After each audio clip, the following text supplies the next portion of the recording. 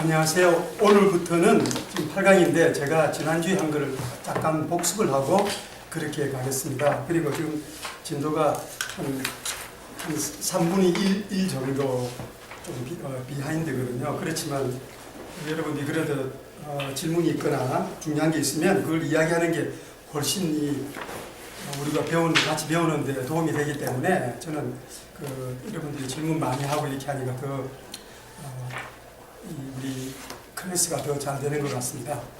그러면 안 되죠?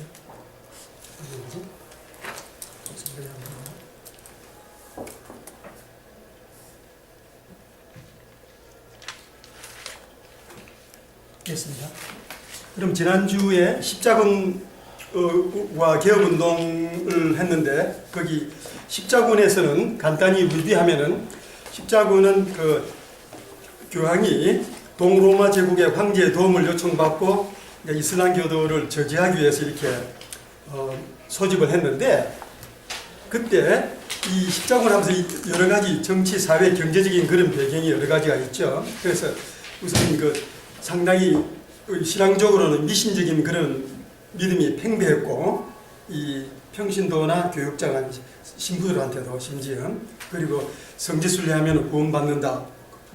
올모스트 그런 정도까지 이렇게 생각이 퍼져 있었습니다. 그리고 종말 사상도 있는데 또 이 유럽에서는 이 당시에 중세가 어느 정도 지나면서 중세가 AD 500년부터 한 400년, 500년 지나면서 중세가 봉건제도가 안정되면서 경제적으로 굉장히 성하게 됐죠. 그래서 그 경제적으로 성하게 되면서 이 유럽의 대륙에서 자신감이 생겨나니까 이 힘이 발산이 돼가지고 어딘가 한번 쳐야 되는 그런 상황이 된 거예요.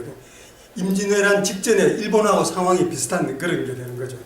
그래서 이 십자군 전쟁이 결국 일어나게 됐다고 이렇게 할 수 있습니다. 저기 미신적 믿음이라고 할 때 유럽도 그러니까 구복신앙적인 그런 아니면 그거하고 좀 다르게 조금 다른데 유럽의 미신은 뭐냐면 예를 들어서 성인의 손톱을 가지고 있으면 내가 구원이 된다.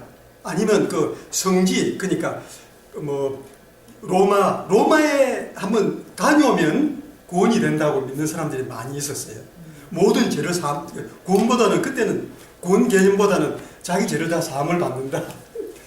그러니까 스페인이 있는 성지, 로마 성지 또 예루살렘은 물론이고 이런 성지 제일 심각한 게 성유물이에요. 성유물이니까 심지어 예수님은 십자가의 조각이다, 머리카락이다. 그게 무지무지하게 많았어요. 그래서 나중에 이제 배우시겠지만 루터를 보호해준 제후가 있는데 그분이 공작인데 그분한테는 유물이 17,500개나 있었어요. 그게 명단이 한번 보니까 이게 완전 정신이 나갈 정도로 많아요. 그래 그거를 가지고 있으면 그걸 하나 누구한테 돈 받고 팔면은 내가 이제 죄를 사함받는다 이렇게 되는 거예요.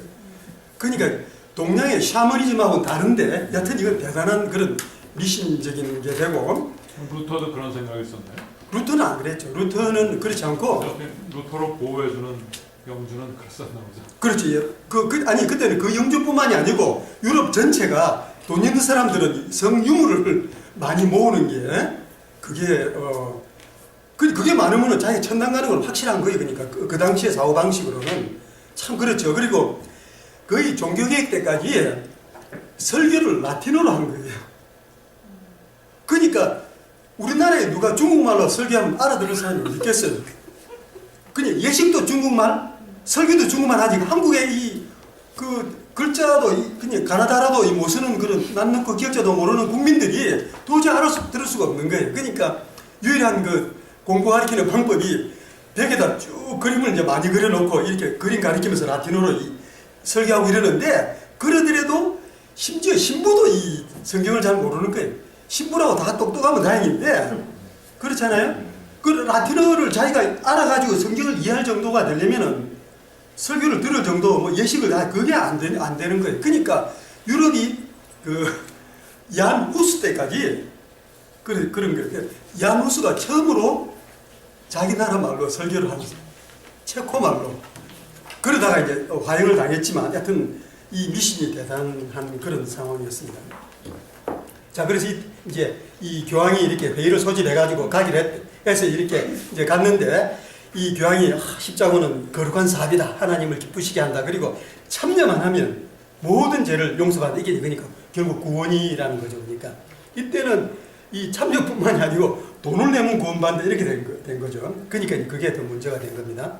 여기서 그러니까 서유럽 전체가 열광적으로 이렇게 일어나게 돼가지고 이제 결국 가서 3년 만에 예루살렘을 탈환하게 된 거죠. 하면서 이제 불행한 거는 그 주민을 다 학살한 그게 이제 문제가 되고 그러면서 그때부터 90년간 예루살렘 왕국이 있은 거죠. 그래서 십자군 전쟁이 총 사실은 9번, 애들 것까지 하면은 애들 거를 빼면 8번인데 그 중에서 유일하게 1차만 이제 성공을 했다는 거죠. 자, 그래서 십자군 하면서 이렇게 왕국이 4개의 왕국이 나오게 됐습니다. 그 예루살렘 왕국 포함해가지고 전부 다 이스라엘 근처죠. 그래서 이 예루살렘 왕국은 참 그나마 이렇게 설립한 다음에는 가장 지금까지 봐가지고 지난 2000년 사이에 가장 서로 공존을 잘한 그런 왕국이 됐습니다. 하여튼 90년 만에 망했기 때문에 또 서방 사람들이 유럽 사람들이 경악해가지고 다시 또 2차, 3차 이렇게 이제 계속 오는 거죠. 2차는 실패하고 이렇게 루트로 가서 3차는 와서 예루살렘을 탈환을 못하고 이 아크라고 예루살렘보다 북쪽으로 한 40km 정도 되는 그렇게 멀지 않은 곳에 이 해안을 점령을 해가지고 거기다 이렇게 성을 짓고 여기가 새 예루살렘이다 이렇게 부르고 그게 이제 새 예루살렘 왕국이 돼서 여기서 오래 한 거의 한 몇십 년 있은 거죠. 자, 이게 4차입니다. 이 4차는 굉장히 참 황당한 건데 십자군이 출발은 잘했는데 가다가 콘스탄티노플 가서 이 기독교인들을 이 학살하는 그런 아주 만행이 됐습니다. 그래서 애들 집내다 이래서 8차까지 이렇게 다 가게 된 거죠. 이게 이제 로마 콘스탄티노플을 이 약탈하는 그런 장면이 되겠습니다. 자, 그래서 하여튼 이 십자군은 모든 우리 종교에서 참 봤을 때 다른 종교도 마찬가지지만 이런 잔인한 게 있었다는 걸 말했고, 하여튼 이 결과는 이것 때문에 이 예기치 않게 유럽 전체가 굉장한 변화를 가지게 된 거예요. 왜냐하면 상업이 발달하고 무역이 발달하고 공업이 발달하고 그렇게 하면서 지중해 연안이 다시 살아나고 그러면서 그러니까 봉건제도가 무너지게 된 계기가 되는 거죠. 그러니까 결국 이때 이제 민족 관념이 나타나는 거예요. 불란서나 독일이나 이런 데 민족 개념이 없어. 그냥 다 도시 밑에 나는 누구 그 주교 밑에 있다. 사람들이 만날 때 어디 출신이냐 그러면 나는 누구 주교 밑에 있다. 그게 자기 아이덴티티인데 이때부터 이제 국가 개념이 이렇게 생기면서 자본주의도 이제 상업이 발달하니 당연히 자본주의가 이제 발달하게 되고 영주들은 차츰 몰락하면서 중앙 집권적으로 된다 이거죠. 그래서 이 동기는 처음에는 참 좋았는데 나중에는 그래서 의학도 발달하고 간호학도 발달하고 뭐 여러 가지 식민지 이런 게 이제 점점 생기게 되면서 또 선교 활동도 생기게 되고 했는데 부정적인 게 기독교인 간에 기독교인과 유태인 간에 기독교인과 아랍인 간에 이렇게 문제가 생겼다 하는 게 이제 된 거죠. 자, 그러면서 중세의 그런 여러 가지 문제들이 이제 개혁의 바람을 타게 됐습니다. 왜 그러냐면 그때 십자군 때 가면 구원을 받는다, 뭐 돈만 내면 받는다 이렇게 되니까 문제가 많으니까 그 개혁이 세 가지 방향으로 이렇게 신비주의를 하는 분들이 있고 또 개신교 운동이 나오는 게 있고 또 가톨릭도 나름대로 개혁을 하게 됐습니다. 그래서 개혁은 이 중세기를 거치면서 신앙이 참 변질되니까 이 신앙을 회복을 해야 되겠다 이런 게 이제 생긴 거죠. 그래서 이 복습이기 때문에 빨리 지나갑니다. 그리고 여기서 밑에 보시면은 교회보다는 성경의 가르침에 관심을 가져야 된다 하는 그런 운동이 생기고 또 어떤 분들은 신비한 체험을 왜 그러냐면 교회로부터 자기가 만족을 못 얻으니까 신앙적인 영적인 만족을 못 얻으니까 자연적으로 신비적으로 또는 미신적으로 하는 게 어쩔 수가 없는 거예요. 그냥 교회 자체가 역할을 못 하니까. 지금도 만일 지금은 담임 목사님이 완전히 돈만 알고 나쁜 짓만 하다 이러면 성도들이 어떻게 되겠어요? 아주 이상한 방향으로 가게 되는 것. 그때나 지금이나 똑같은 그런 게 되는 거죠. 그래서 또 어떤 무리는 이 타락을 바로잡아야 되겠다 이렇게 되는 것도 그렇지만 이런 분들이 무지무지하게 탄압을 받은 거죠. 여기서 이 개혁을 시작한 선각자를 딱 두 사람만 소개를 합니다. 첫째가 이 이제 위클리프트죠. 그래서 여기서 위클리프트하고 이안 후스하고 마틴 루터 이렇게 이제 3단계로 나가게 됩니다. 위클리프트가 이게 종교개혁의 샛별이다. 샛별은 새벽에 뜨는 명왕성이다. 뭐 이렇게 되는 거죠. 그리고 위클리프트가 나오고 그 다음에 90년 뒤에 거의 100년 뒤에 이제 루터가 나오게 되는 거죠. 위클리프트하고 후스는 거의 한 30년 차인데 그리고 후스하고 마틴 루터가 60년 차이가 이렇게 되는 거죠.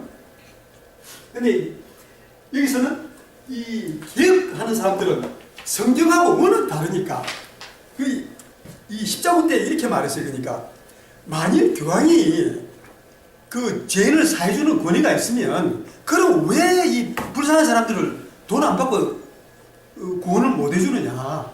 그렇잖아. 교황한테 만일 그런 구원해주는 권한이 있으면 그렇게 이 개혁가들이 물은 거예요. 교황이야 너는 파면 이렇게 그렇게 말한 사람 죽이고 이렇게 되는 거죠. 그렇지만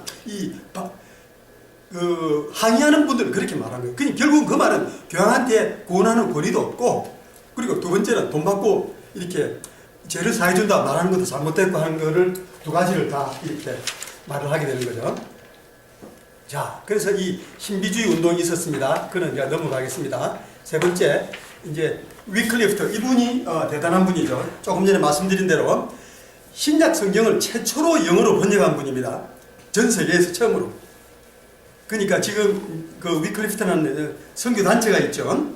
성경 번역하는 선교 단체입니다. 그래서 이분이 옥스포드에서 제일 자랑하는 졸업생입니다. 동문 옥스포드의 별이다 할 정도로 그냥 영국 역사상에 이분만큼 옥스포드의 이름을 날린 그런 분이 결과적으로 없는 거죠. 그냥 이 종교개혁의 가장 처음에 이렇게 나오는 분이기 때문에 그래서 나중에 쫓겨나고 죽고 나서는 교황이 억울하다 해가지고 다시 뼈를 파내가지고 화형에 처한 불태우는 그런 그리고 가장 밑에 보면 롤라드라는 이게 이제 그 추종자들을 이렇게 롤라드라고 이렇게 불렀습니다.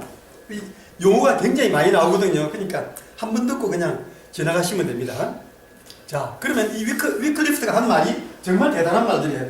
여러분들이 우리가 지금 이 시대에 성경에 대해서 하는 말이 다 이분이 한 말에서 따온 게 많은 거죠. 그리고 이분은 또 어떻게 이걸 알았느냐? 이분은 오거스틴의 글을 읽고 그리고 더 이병자 오거스틴 이렇게 뭐 점점 더 그래서 우리가 세대가 지나갈수록 더 이 신학이 정리되고 정말 많은 분들이 이렇게 연구하고 이렇게 해놓은 그런 그 엑기스만 우리가 지금 이렇게 알고 있는 그런 상황입니다.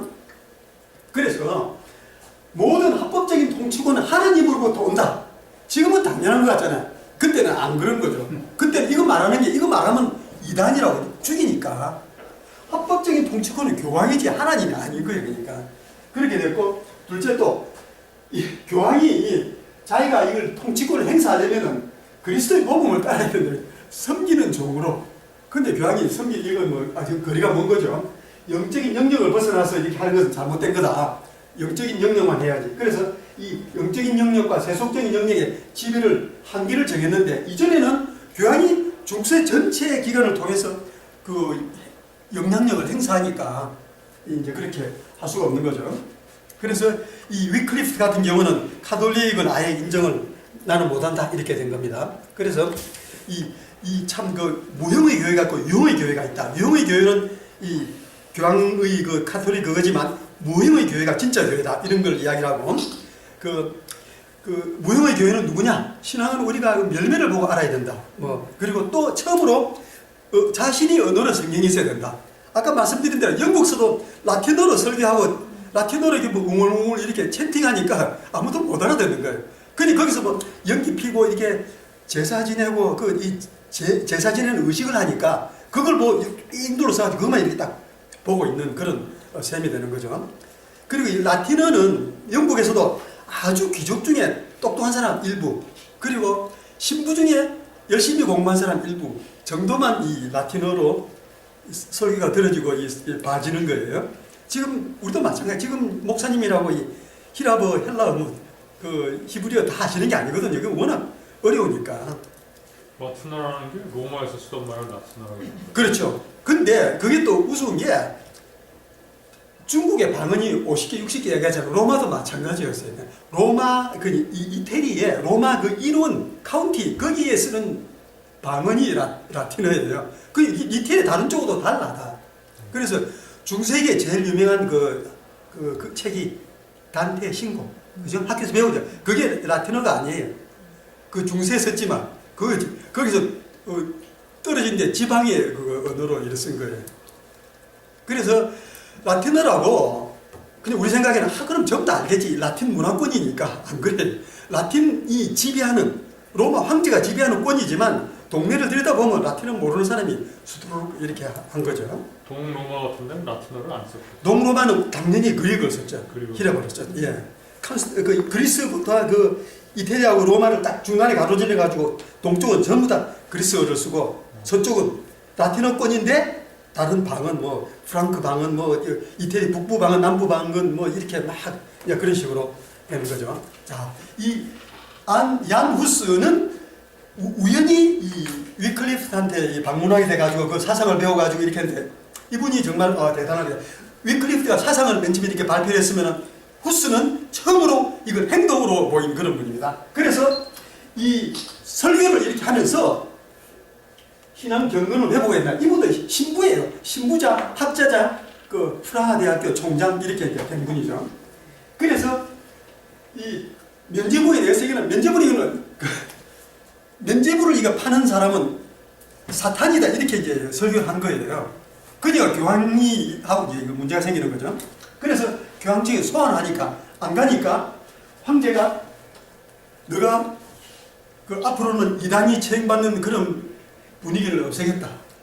그래가지고 우리 소환하는데 와라. 편지를 보내서 안 와. 황제가 또 편지를 보내서 교황이 아니 황제가 그 자기 신성 로마 제국 안에는 모두 다 동일한 신앙으로 동일한 종교로 동일한 교리로 딱 이렇게 되기를 바랬거든요. 왜냐하면 그때는 정치 종교가 분리가 안 되니까. 그래서 황제가 이걸 해결을 하려고 지금 막 그러는 거예요. 그리고 이 황제하고 또 교황은 서로 이렇게 돈을 주고받는 사이이기 때문에 같은 통속이라고 이제 보시면 되는 거죠. 그래서 황제가 내가 너의 안전을 보호할 테니까 또 와라고 두 번째 편지를 보내세요. 안전보호 편지를 두 번 보내가지고 갔는데 가자마자 잡아가지고 3개월 동안 감옥에 가둬놓고 고문고문 하다가 입장을 안 바꾸니까 이제 화형으로 이렇게 화형시킨 거죠. 그래서 이분이 이제 화형당하고 나서 그 체코의 그 민족적인 영웅이 된 겁니다. 제가 사실 이분이 어느 정도 귀한지를 모르고 이분 동상 앞에서 사진을 찍은 거예요. 사진 찍으면 안 돼? 되죠. 되는데 내가 이렇게 중요한 분인 거 잘 몰랐다니까 그때. 이 공부를 하기 전에 갔기 때문에. 그 동상이 어디 있어요? 체코 그 프라하에 가면 있습니다. 와. 동유럽 여행하시면 여기 체코 들리거든요. 갔다 오셔요. 예, 하여튼 이분이 그렇게 대단한 그런 분입니다. 자, 그래서 이제 오늘 이제 지금까지는 복습, 오늘 이제 제대로 들어가게 되겠습니다. 자, 복습을 하는데 벌써 15, 18분.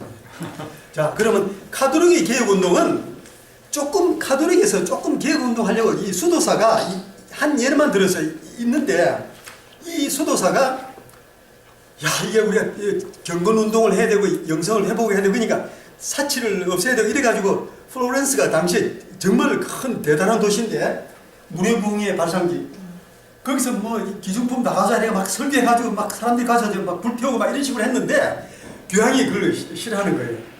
아니 교황이 시킨 대로 말하면 싫어하니까 그래서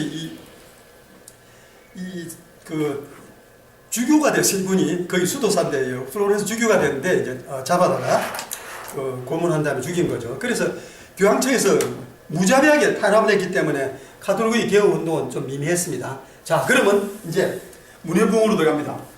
개혁운동은 이제 좀 있으면 이제 이 문해부흥을 설명드리고 그 다음에 이제 정식 개혁운동, 초기 개혁운동은 위클리프하고 얀 후스잖아요. 이제 정식 개혁운동 루터 이런 식으로 나갑니다. 그래서 오늘 이제 그 정식 개혁운동까지 이제 가게 되는데 첫째 이 문해부흥을 보시면은 그 AD 500년부터 1100년, 200년 그 중세 기간에 그게 중세인데 그때 처음에 한 400년은 아주 어려웠지만 그 점차 이 사람들이 그 옛날에 있던 로마 문명을 사모하게 된 거거든요. 식자층에서. 그러다가 그때는 중세는 워낙 이게 모든 로마 문명이 다 망가지고 그런 게 하나도 없으니까. 그래서 아주 고대 문명에 있었는데, 그래서 그런 세월을 지나다가 이 14, 17세기에 그 르네상스가라고 부르는 게 된 거죠. 이 르네상스는 우리말로 사실 중생이에요. 중생은 뭐냐면 고대 로마 히랍으로 돌아간다는 그런 뜻이니까 그 문명으로. 그래서 이 르네상스가 일어나면서 그 중세가 끝나고 근대로 넘어오는 그런 이제 전환이 된 거죠. 됐는데, 그래서 이태리에서 시작한 거예요. 이태리. 그것도 플로렌스에서 그렇게 해가지고 전 유럽에 이제 퍼지게 된 거다 할 수 있고요. 전 그 분야에 대해서. 그래서 이 르네상스가 또 종교개혁하고도 상당히 관계가 있습니다. 사람들이 그만큼 많이 깼으니까. 그래서 르네상스를 보시면은 이때 이게 그 르네상스의 중요한 그 연대기라 할 수 있습니다. 첫째는 동로마 제국이 1453년에 이제 망했죠. 예루살렘, 그러니까 이슬람한테.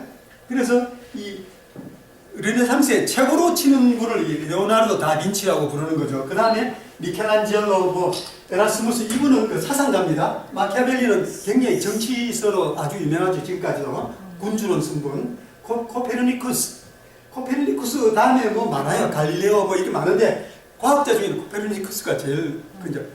이 인간 중에 처음으로 지구가 돈다. 이전에는 태양이 돈다고 지구가 돈다고 생각하는 사람 아무도 없었으니까 정말 이성이 발달한 거죠. 토마스 무어는 유토피아, 참 이상적인 나라를 꿈꾸고, 콜럼버스가 신대륙 발견하고, 그 다음 종교개혁이 일어나고, 케플러가 또 천체운행, 또 과학자가 되고, 섹스피어까지 이렇게 나오는, 정말 이때 그러니까 중세 그 1000년 넘게를 이런 게 없었기 때문에 이제 거꾸로 돌아보면 그때는 암흑기나 마찬가지다. 문화적으로 이렇게 이제 볼 수가 있는 거죠. 자, 그러면 여기에 대해 조금씩 보겠습니다. 자, 이거는 참고로 지난주에 우리 그 안가마 자매님이 질문해서 제가 이걸 따로 일부러 만들었어요. 교과서에 없는 건데 언어가 많은데 이게 고대 히브리어가 지금하고 완전히 다르고 고대 히라보도 지금하고 완전히 다릅니다. 지금 이 성경 잘 읽는 히브리어 히라보를 잘 읽는 분이 현재 가면 전혀 한마디도 대화가 안 통해요. 그니 1000년, 2000년, 3000년 전 단어이기 때문에 문법에다가 단어 이런 어법이기 때문에 전혀 통하지 않는 그렇게 됩니다. 그리고 그 당시에도 이 신약성이 쓰일 때 언어도 그 히라보가 여러 개인데 그 중에 코인의 이 상민들 그리고 히라보로 말하면 언문에 해당되는 겁니다. 언문에 해당되는 히라보로 쓴 게 신약 성경이 되는 거죠. 예. 많은 방언들이 있고 교육층만 이해할 수 있고 평민들은 뭐 성경을 읽을 기회도 없고 왜 그냥 수도원에 한두 권 있는데 평민들이 도저히 그는 만져볼 수가 없는 그런 경우죠. 그리고 성직자들도 수도사들도 성경을 제대로 이해를 못해. 성경을 제대로 이해 못해. 신학적으로 더 마찬가지인 거예요. 그러니까 이게 손톱, 머리카락, 나무 조각, 무덤에 있던 문짝을 어떻게 잘라오고 그냥 그 어느 성인이 있으면 성인에 관계되면 어떤 것도 꽃이든지 딱 흙이든지 그냥 그걸 가지고 그게 이제 성스러운 게 되는 거예요, 대신. 왜 그러냐면 성경에서 이 만족을 찾아야 되는데 성경이 없으니까. 그러니까 우리가 위클리프가 얼마나 대단한 사람이라는 걸 아시죠? 위클리프는 진짜 하나님이 보내신 분이에요. 야누스 같은 분은. 우리가 구약 성경에 보면은 엘리야 선지자 이런 분들이 있죠. 똑같은 분이에요, 그러니까. 그렇게 보시면 돼요. 단테, 이렇게 다른 방언으로 썼다고 제가 말씀드렸죠. 자, 그러면 문해부은 뭐냐? 고대는 아주 헬라 로마 문명이었는데 중세는 이렇게 이제 고딕 문명이 되고 이게 고딕이 고트라는 뜻입니다. 고트에서 고딕이 나왔죠. 그리고 이게 인간이라는 이성이나 창조 이런 게 전혀 없는 거예요. 완전 야만. 왜 그러냐면 이게 중세가 시작할 때 고트족은 언어가 없었어요. 글이 없었으니까 이 말은 하지만 그 정도로 그런 민족이 점령을 했으니까 세상이 어떻게 되겠어요? 그렇게 된 거예요. 그래서 문해부이 이렇게 거쳐서 이 고대 문명을 이렇게 가려고 한다. 그죠? 예. 저기 고딕 문명이 막 그 교회 예, 그 건물만 이렇게 첨탑으로 올라가는 그게 이 고딕 빌딩이라고 제일 대표적인 거죠. 자, 그래서 문해부에서 이 배경은 아리스토텔레스하고 헬라 문명의 연장인데 예, 이 인간이 찬란하고 인간이 존엄성 이 두 가지가 그 아주 핵심인 거예요. 그러니까 르네상스 인간 자체가 아주 귀하고 정말 하나님이 창조하신 정말 스페셜한 건데 그게 지금까지는 완전히 무시된 그런 거이기 때문에 그래서 이렇게 결과적으로는 이 네 가지로 이 방향으로 나왔습니다. 그래서 스콜러 철학은 1100년, 200년부터 파리 대학에서 하던 그런 게 결국 너무 어렵고 하니까 이게 현실과 거리가 있으니까 점점 쇠퇴하게 되는 거죠. 이 스콜라 철학이 캐톨릭의 그 마리아 숭배하고 유물 숭배하는 게 굉장히 관계가 있어요. 이 스콜라 철학이 1220년, 30년 그때 처음으로 그 공덕의 창고라는 게 그런 개념이 나왔어요. 이게 대학교에서. 공덕의 창고가 뭐냐면은 공과 덕을 쌓은 게 그 창고에 이렇게 세이빙 어카운트에 모은다는 뜻이에요. 예, 뱅킹 어카운트에. 그래서 캐톨릭이 하는 말은 예수님이 십자가에 돌아가셨기 때문에 그 예수님이 산 공과 덕이 그게 포인트가 돼가지고 그게 이 세이빙 어카운트에 들어가 있다는 거예요. 그걸 이 대학에서 누가 그걸 이제 발표를 해가지고 캐톨릭에서 그걸 이제 가져간 거예요. 그러니까 그 베드로도 뭐 공덕을 쌓았어요. 베드로가 좀 있고 그 다음에 그냥 성 누구면 전부 다 그 사람이 쌓은 공덕이 다 있는 거예요. 그걸 조금씩 빼야만 자기가 연옥에서 빠질 수 있고 죄를 사함 받을 수 있고 그 다음에 궁극적으로 이 구원을 받을 수 있고 천당에 갈 수 있는 게 그게 지금까지 그 공덕의 창고라는 그런 그 논리입니다. 그러니까 그게 성경에는 전혀 없는 1200몇 년대에 생긴 그 13세기에 생긴 그런 게 되는 거죠. 그게 지금 르네상스 때문에 점점 쇠퇴하게 되는 거 인간하고 인문주의가 그 정말 관심으로 떠오르는 거죠. 인간은 하나님이 창조한 최고다, 최고봉이다. 이분들이 다 하나님 인정하면서 이렇게 된 거죠. 그리고 이태리에서 중심하고 이 독일 중심은 이 문해부의 결과가 다릅니다. 이태리는 그림, 음악, 예술 이런 식으로 나가는데 북반은 철학적으로 이게 역시 이때부터 철학을 잘해가지고 이제 나중에 괴테니 이런 그 아주 많은 그런 철학가들이 나오게 되는 거죠. 자, 그러면 여기서 이 지도도 못 보셨을 거예요. 여기가 이태리 땅이잖아요. 이게 교황청이 다스리는 땅입니다. 그러니까 대단하죠. 이 교황청이 지금 말하는 바티칸이 아니고 이태리 중앙에 거의 한 20%를 딱 차지하고 있는 그런 왕국인 거예요. 그러니까. 그리고 여기는 다른 왕국이고 여기는 플로렌스 공화국이고 뭐 이렇게 되는 거죠. 이게 요거는 밀라노 공국입니다. 그거는 백작이 다스리는 거. 이거 베니스 공국 뭐 이렇게 되는 겁니다. 그리고 이제 르네상스의 최고인 다빈치가 되는 거죠. 자, 그래서 이게 고딕 그 양식이고 이게 르네상스 양식입니다. 그러니까 상당히 다르죠. 딱 보면 이게 굉장히 세련된 그런 거 되잖아요. 저기 연대수는 같은 연대수. 다르죠. 그러니까 고딕하고 르네상스는 벌써 몇백 년, 500년, 700년, 800년 이렇게 차이 날 수 있으니까 이 중세에는 그림이 다 이랬습니다. 지금 이거보다 굉장히 요새 아주 정말 그 사실적으로 정말 이쁘게 그린 그런 그림처럼 이렇게 되잖아요. 사람 얼굴 그린 게. 이때는 암흑시대에는 이렇게 세부 묘사 이거는 전혀 관심이 없었어요. 왜 그러냐면 이 고딕 사람들이 이런 사람들인 거예요. 그러니까 그런 게 아예 글자 없는 사람들이 그림을 예술을 하면 얼마나 하겠어요. 그러니까 제일 중요한 게 동그란 겁니다. 이게 헤일로 저거만 잘 그리고 저거를 이제 계속 어디 변천하면서 이런 식으로 예수님 눈이 너무 고양이 눈 같아요. 헤일로 그렇겠죠. 손가락. 예, 이 사람은 그러니까 인문주의자의 왕이라고 왕자라고 부르는 에라스무스입니다. 그러니까 이분도 종교계에게는 어느 정도 동의하지만 상당히 원만하게 카톨릭 교회 내에서 이렇게 좀 잘 서로 대화하면서 천천히 해결을 해나가자 하는 건데 그 당시 지성인들 중에서 제일 지성으로 꼽은 분, 유럽에서. 근데 그 중세 때는 예? 고투족이 예. 줄이었었나요? 그 사람들이 지배층이었었나요? 그렇죠. 고트. 고트족이 그 동고트, 서고트 이렇게 해가지고 여러 가지 고트로 나뉘거든요. 그래서 이 내려오면서 훈족한테 쫓겨가지고 밑으로 내려오면서 막 다 보니 근데 그것보다는 더 근본론이 애를 많이 놓은 거예요. 인구가 워낙 많이 팽창을 하는데 훈족이 오니까 남쪽으로 내려와가지고 각 나라에 다 그냥 삐집고 들어가서 사는 거예요. 살다가 뭐 그냥 칼로 이렇게 해가지고 그 무너뜨리고 자기들이 이제 통치하게 된 거죠. 그래서 예를 들어 포르투갈, 스페인 이런 데는 500년, 600년, 700년 전에 왕족들, 귀족들이 다 고트족이에요. 출신이. 그러니까 왜 거기 원래 살던 사람은 그 귀족이 될 수가 없어. 외부에 쳐들어와가지고 다스리면서 그냥 그러면 이제 정말 땅 파가지고 입에 풀칠하기 그런 생활만 하는 거죠. 그러니까 유럽은 전 귀족이 거의 다 이게 고트족, 게르만족 그런 쪽이 영국까지 다 앵글로족, 색선족도 다 그렇게 침입해서 간 인종들이기 때문에 원래 거기 있던 인종이 아니고 그 유럽은 어느 나라나 다 그런 상황이 된 거예요.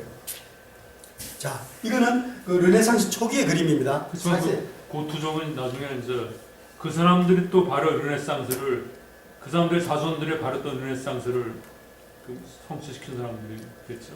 그다기보다 이 르네상스는 플로렌스에 되는데 이태리 사람들입니다.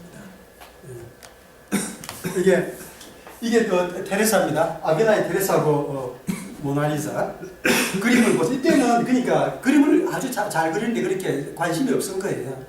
그죠? 이 그림이. 그래 잘 그렸네. 예? 모나리자는 눈썹이 없다 그래 저기는 눈썹이 있네요. 예. 모나리자는 레오나르도 다빈치가 그 이태리에서 불란서로 피신할 때 가져간 몇 개의 작품 중에 하나고 자기 방에 오래 걸어놨다 나중에 나폴레옹이 방에 오래 걸어놨죠. 이게 실물입니다.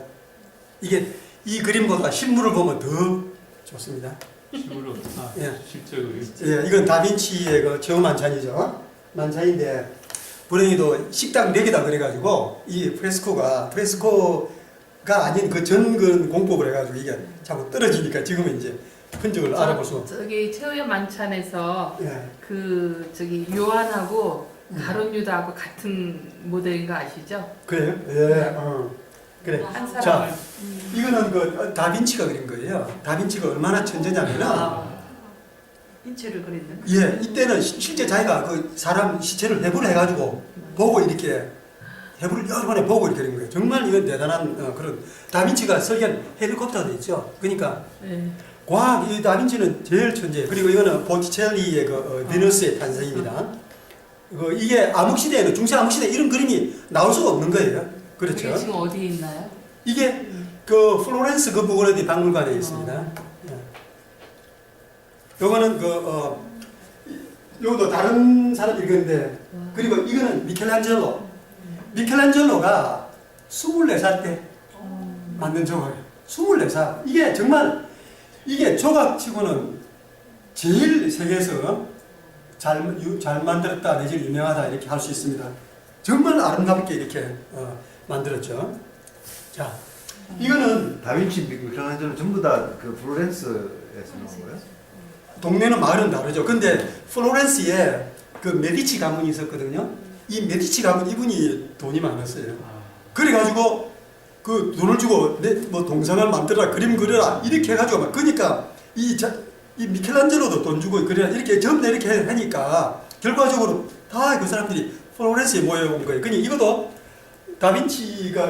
다빈치가 메디치가 만들어 해가지고 만들어. 그래서 맨 처음에 시광장에 뒀다 또 옮겼다 이런 식으로 이렇게 되는 거죠.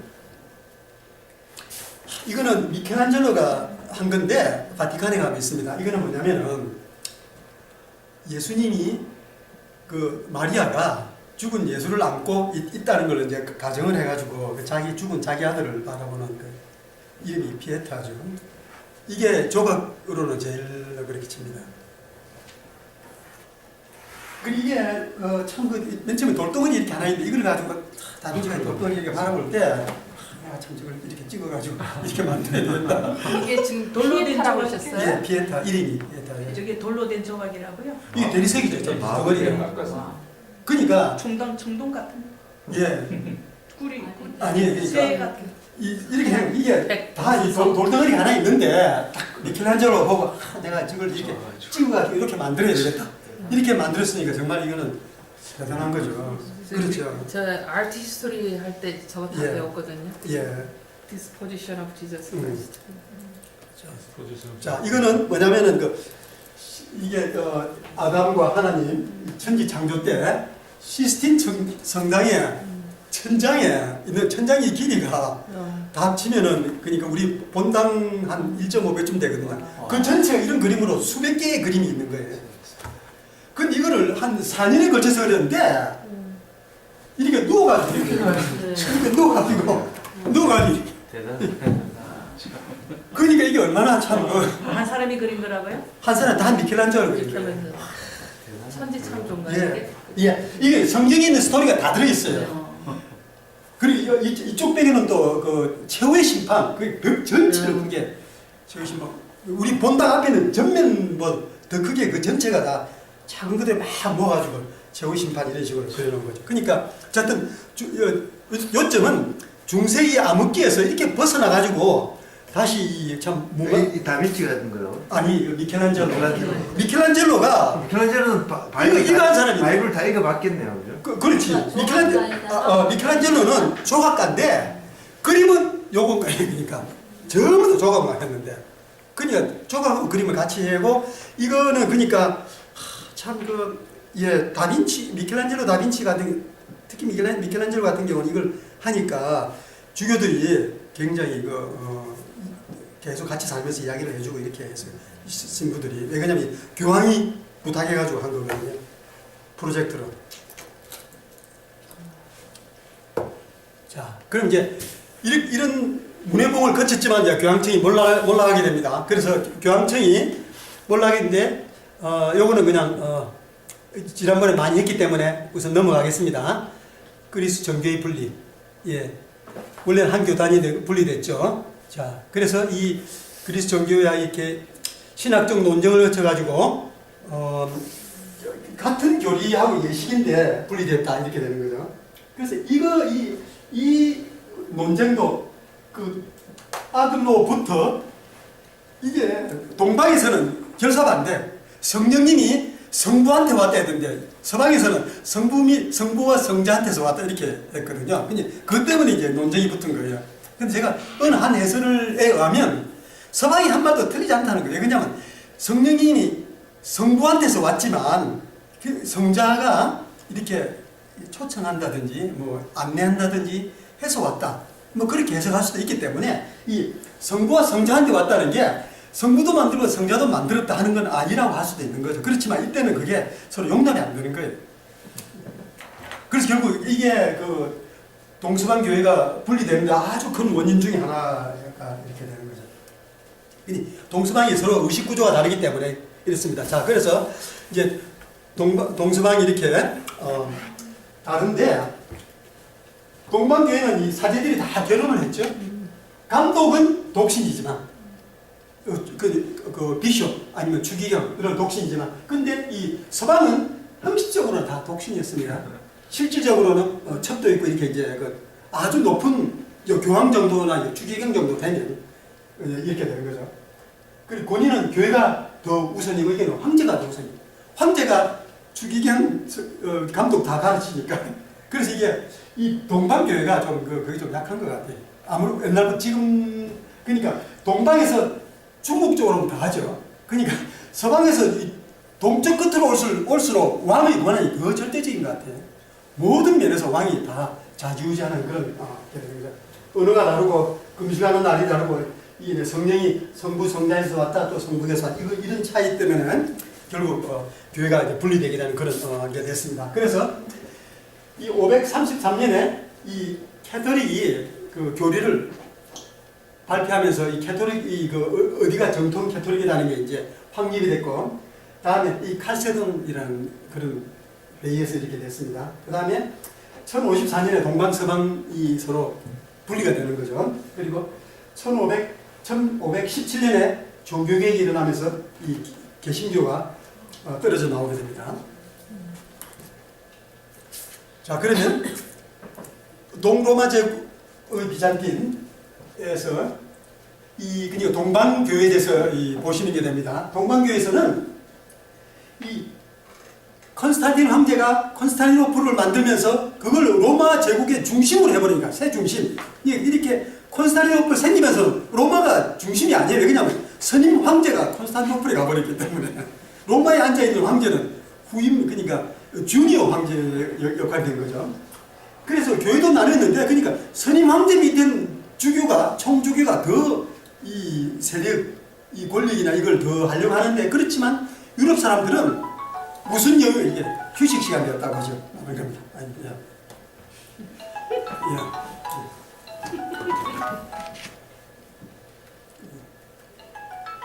천천히 하세요, 천천히.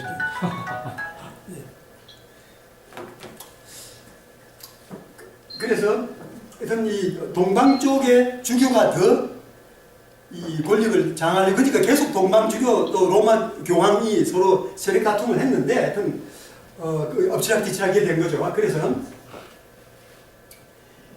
7세기에는 서부 유럽은 야만인 지배로 가게 됐다. 왜냐하면 이제 서부 로마가 망했으니까. 그래서 이 로마의 교황이 동로마 황제의 지배를 당분간 받았습니다. 이게 계속 그런 걸 한때. 그러면 저기 야만인 집에 뭐였죠? 찰수 대전인가? 예. 그 사람도 야만인인가요? 아니죠. 그 사람도 고트족인가요? 그렇죠. 거기도 고트족 출신이죠. 그렇지만 고트족은 넘어와가지고 보니까 봐서 로마 문명을 흡수하려고 많이 노력해가지고 그때는 벌써 상당히 세력을 쌓고 이렇게 올라간 다음이죠. 찰스 그 사람도 고트족이라고 말씀. 그렇지. 그 한 5, 600년까지는 유럽에 있는 왕들은 다 고트족 부여로 보시면 됩니다. 그래요. 이 유스티아누스 대제가 이게 더 라스트 로먼이라고 할 정도로 그 로마 시대에서 가장 마지막에 아주 유명한 분입니다. 그래서 뭐 여기서 이름이 유스티아누스라고 영어로는 저스티니언입니다. 이거는 라틴어예요. 그러니까 한 사람의 이름이 여러 가지로 이렇게 표기가 되는 거죠. 그래서 중세 로마 제국의 가장 위대한 황제 중에 이다라고 할 수도 있고 아니 그 중에 한 명이다. 이분이 신학적으로 상당히 밝고 또 교회에 대한 열정이 대단한 그런 분이었습니다. 그리고 법률을 제정되고 했는데 한 가지 참 문제는 이 재임 기간 중에 역병으로 그 플레이그가 일어나서 굉장히 많은 사람들이 사망했죠. 근데 저분도 머리 뒤에 동그란 게 있나요? 그렇죠, 예. 근데 이 중세 때 이 예술은 이 헤일로 하는 이거 외에는 특별한 게 그렇게 없는 거죠. 그 사람 서로마 제국이라고 하셨어요? 동로마 제국. 예? 저 분이 서로마 제국이라고 하셨어요? 동로마. 그러니까 황제는 동로마 제국 황제인데 이 서로마 제국은 이미 망했으니까. 맞습니까?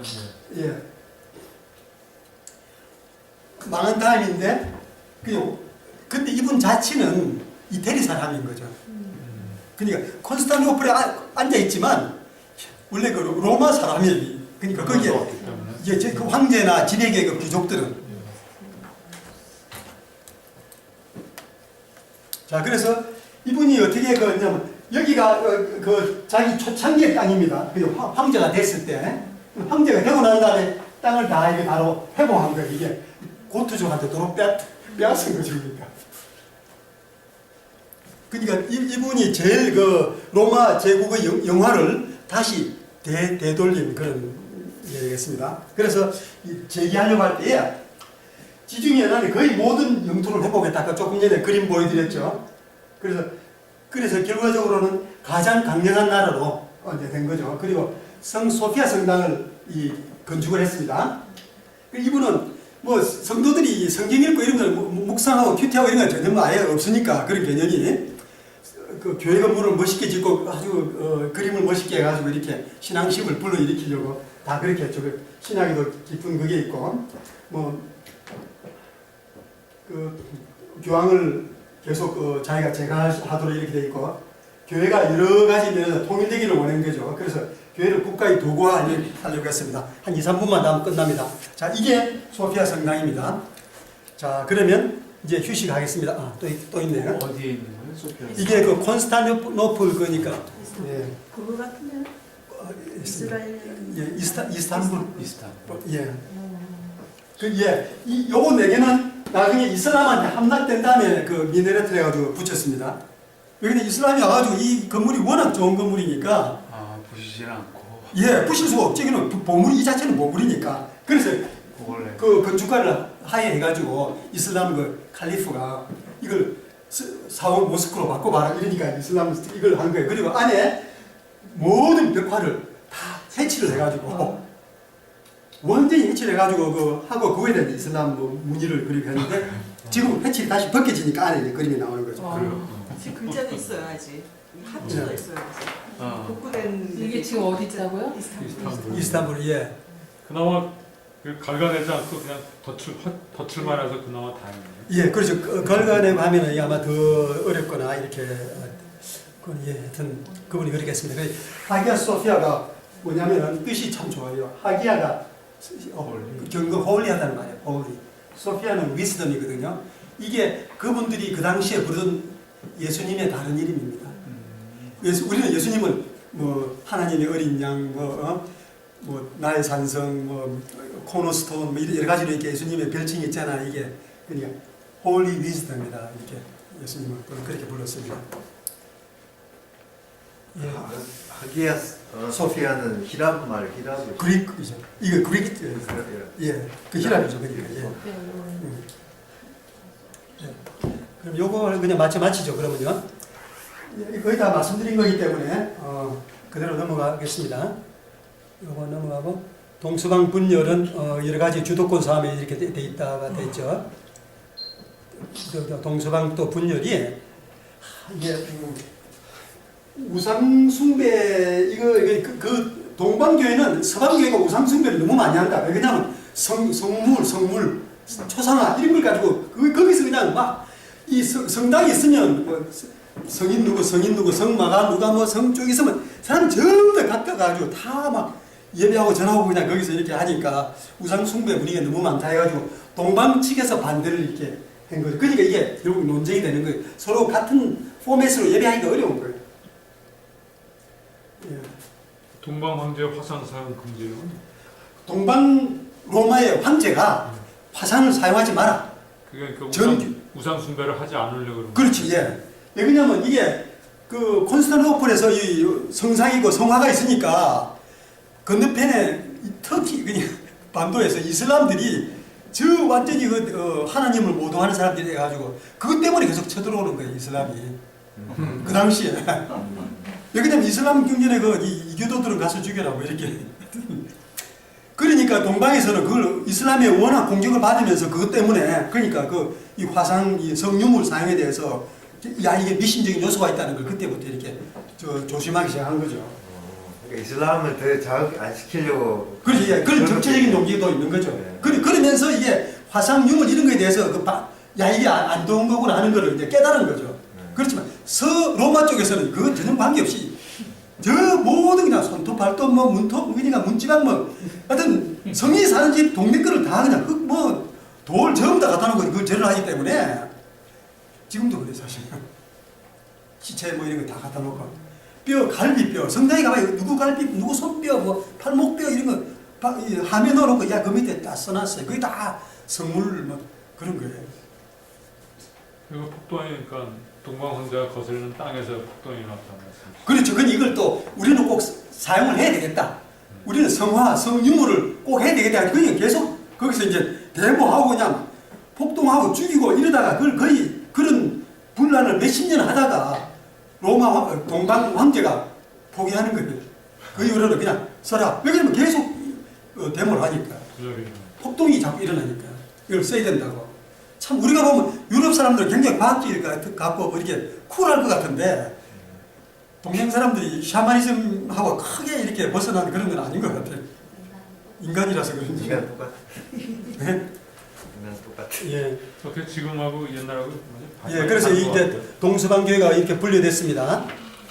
이때 동방교회가 그래서 로마 황제가 대표를 보내서 이걸 화해를 해봐라. 그래 가가지고 이 사람이 가가지고 주교가 가가지고 헤기야 소피아에서 예배드리고 이렇게 하는 미사드리고 하는데 황제도 이런데 거기 콘스탄티노플의 주교는 사탄이 추종자니까 파면한다 이러고 이제 과학지주고 온 거예요. 그러니까 이게 깨질 수밖에 없는 거예요. 그리 뭐 서로 이제 파면한다 이렇게 이제 파문한다 이렇게 되는 거죠. 자, 그럼 이제 신당을 여기 하겠습니다.